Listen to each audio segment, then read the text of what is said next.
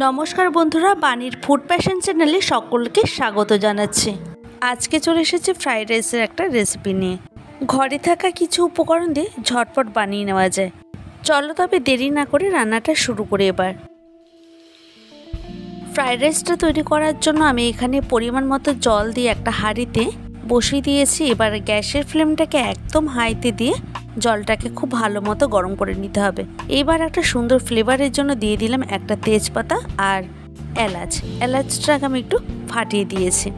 এবার ভাতগুলিকে সুন্দরভাবে ছাড়া ছাড়া হওয়ার জন্য আমি দেখো কিছুটা ভিনিগার দিয়ে দিলাম। এতে কিন্তু ভাতগুলি একদম ছাড়া ছাড়া হবে, মানে একটার সাথে একটা কিন্তু লাগবে না। এখন এর মধ্যে দিয়ে দিচ্ছি ধুয়ে রাখা চালটাকে আমি 20 মিনিট আগে ধুয়ে ভিজিয়ে রেখেছিলাম। এখন এইভাবে একটু ভালো করে নাড়াচাড়া করে নিচ্ছি। গ্যাসের ফ্লেমটাকে একদম হাইতে দিয়ে এখন ভাতটাকে রান্না করে নেব।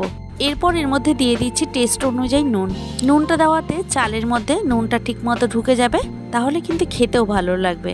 বারে বারে আমি একটু ভালো করে নাড়াচাড়া করে নিয়ে দেখো একটু চেক করে নিচ্ছি। এই ভাতটা হতে একদমই বেশি সময় লাগবে না, ঘড়ি ধরে মাত্র 10 মিনিটের মধ্যে কিন্তু ভাতটা আমার রান্না কমপ্লিট হয়ে যাবে। এখন একটু চেক করে নিচ্ছি, তো আমার এখানে ভাতটা কিন্তু হয়ে গেছে। এবারে গ্যাসের ফ্লেমটাকে অফ করে দিয়ে ভাতের মাঠটাকে আমি গালবো। তারপর আমি থালায় বেড়ে রাখবো। পাখার নিচে আমি আধ ঘন্টার মতো ঠান্ডা করে নেব। ভিনিগারটা দেওয়াতে ভাতগুলি দেখো ঠিক এই রকম ছাড়া ছাড়া হবে। ফিরে এলাম আধ ঘন্টা পর। এখন চলে আসি রান্নার মূল পর্বে। একটা কড়াই বসিয়ে দিয়েছি। কড়াইটাকে ভালো মতো গরম করে নেওয়ার পর দিয়ে দিচ্ছি সাদা তেল। তেলটাকে একটু এইভাবে স্প্রেড করে দিলাম। এখন এর মধ্যে কিছু সবজি আমি ভেজে নেব। প্রথমে দিচ্ছি বিনস, কারণ বিনসটা একটু ভেজে নিতে সময় লাগবে। তাই গ্যাসের ফ্লেমটাকে এখন লোতে রেখে খুব ভালো করে ভেজে নেব 3 থেকে 4 মিনিটের মতো। দিয়ে দিলাম এর মধ্যে নুন। তারপর নুনটা দিয়ে খুব ভালো করে নাড়াচাড়া করে নিতে হবে। এই নুনটা দেওয়াতে বিনসটা কিন্তু খুব তাড়াতাড়ি সফট হয়ে যাবে। এখন এর মধ্যে দিয়ে দিচ্ছি 2টো কেটে রাখা গাজরগুলিকে ঠিক এই রকম দেখো ঝিরিঝিরি করে কেটে নিয়েছি। এবার গাজর আর বিনসটাকে খুব ভালো করে ভেজে নিতে হবে। গ্যাসের ফ্লেমটাকে একদম লোতে রেখে প্রায় আরও 2 থেকে 3 মিনিটের মতো ভেজে নিচ্ছি। এখন লিডটাকে একটু চাপা দিয়ে দেবো 1 থেকে 2 মিনিটের জন্য। 2 মিনিট পর ফিরে এসে আমি ঢাকনাটাকে সরিয়ে নিচ্ছি। আর এখানে দেখো গাজর আর বিনসটা কিন্তু খুব ভালো মতো ভাজা হয়ে গেছে। এখন তুলে নিচ্ছে একটা ঝাঁঝরির সাহায্যে।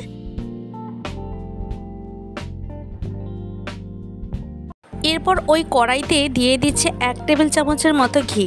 দিচ্ছি এর মধ্যে আরও কিছুটা পরিমাণে সাদা তেল। তবে পুরো রান্নাটাই তোমরা তেল বা ঘি তোমাদের চয়েস অনুযায়ী ব্যবহার করবে।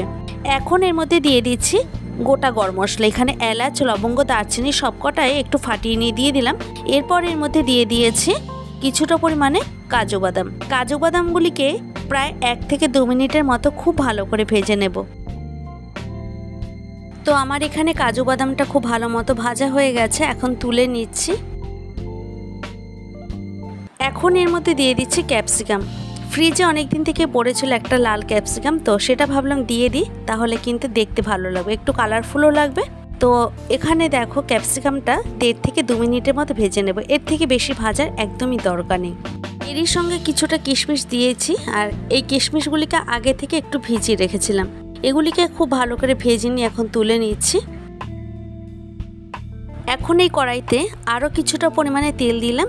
এরপর এর মধ্যে দিয়ে দিচ্ছি 1 টেবিল চামচের মতো ঘিটা মেল্ট হয়ে যাওয়া পর্যন্ত আমি অপেক্ষা করব। তো দেখো আমার এখানে ঘিটা খুব ভালো মতো মেল্ট হয়ে গেছে। এখন ফোড়নে ব্যবহার করছি আবার কিছুটা গোটা গরম মশলাটা কয়েক সেকেন্ডের মতো ভেজে নেব। আর এখান থেকে খুব সুন্দর একটা গন্ধ বেরোচ্ছে। এখন এর মধ্যে সামান্য একটু জয়িত্রী গুঁড়ো, তারপর দিয়ে দিলাম জায়ফল গুঁড়ো। দেখতেই পেলে পরিমাণটা কিন্তু খুবই সামান্য দিয়েছি, এতে কিন্তু খুব সুন্দর একটা ফ্লেভার বেরোবে। এইবার আমি ঠান্ডা করে রাখা ভাতগুলিকে দিয়ে দেব। তারপর গ্যাসের ফ্লেমটাকে মিডিয়ামে রেখে ভাতগুলিকে এখন খুব ভালো করে ফ্রাই করে নেব। এখন ওপর নিচ করে এইভাবে ভাতগুলিকে উল্টে পাল্টে দিচ্ছি।